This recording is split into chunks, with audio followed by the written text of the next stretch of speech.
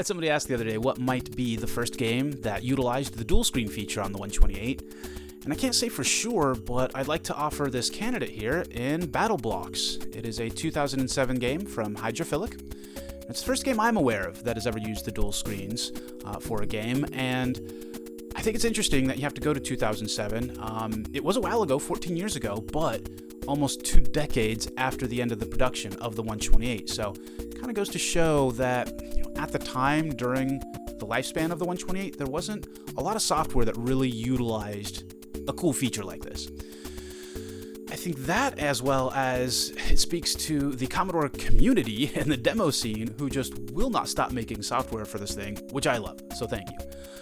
Now, the other thing you might notice is it's a simple looking game, and there's a reason for that. It is all of 4 kilobytes, which is amazing to me. So I understand it is the #1 winner of the 4K competition for the 128 in 2007. And I was trying to illustrate the smallness of that 4K, and I was struggling. It's the same amount of RAM the Apple I had, but how much is that? I asked the Facebook group, the Vintage Computer Club. They mentioned a couple things. In ASCII characters, it's less than 15 tweets. It is 1/10 of a second of the CeeLo Green song "Forget You."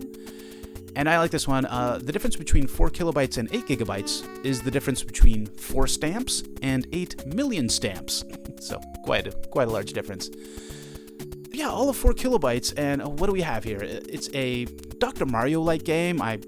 It reminds me of that more than it does Tetris with those 2 pieces. But the big difference here is that you need one of these spiked blocks to shatter the other blocks of the same color. Then that causes more blocks to drop on your opponent. And that's how the battle goes. From the manual, at times, shattering a group of blocks will allow a dormant special block to do its job, thereby shattering a second group of blocks.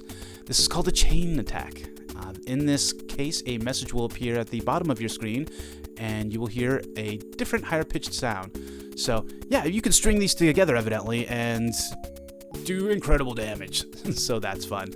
I also am amused that for specs, if you're running Vice, the manual recommends you have at least a Pentium 2. Keep that in mind. But otherwise, gameplay-wise, I think it's pretty darn fun. One can play it with 1 player, so that's pretty cool, but I'm really looking forward to playing with this with a second player, because I think that's where it's going to shine, with a real 2-player scenario. The one thing I'll mention is the color scheme on the RGBI monitor.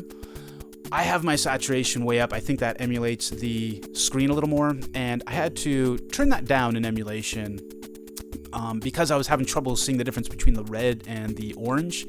What I would recommend on a real CRT is at least using the bright color scheme as opposed to the normal. That will shift all the colors to that brighter intensity, and that orange will become yellow, a lot easier to distinct from the red. So other than that, I would just recommend lightly tapping that fire button so the pieces don't start spinning around. It will if you hold on to it.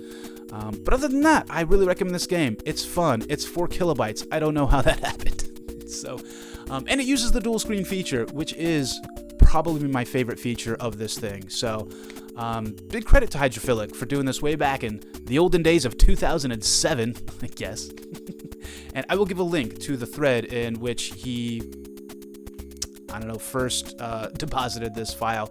I'll also leave a link to my Twitter. I guess I'm trying to communicate with humans there. Feel free to check it out. I'll also leave a link to my Etsy. Feel free to support me there. I do sell hand-printed t-shirts. Those are all done by me. Anyways, I will continue my efforts to illustrate why the Commodore 128 is actually amazing. Thank you for watching.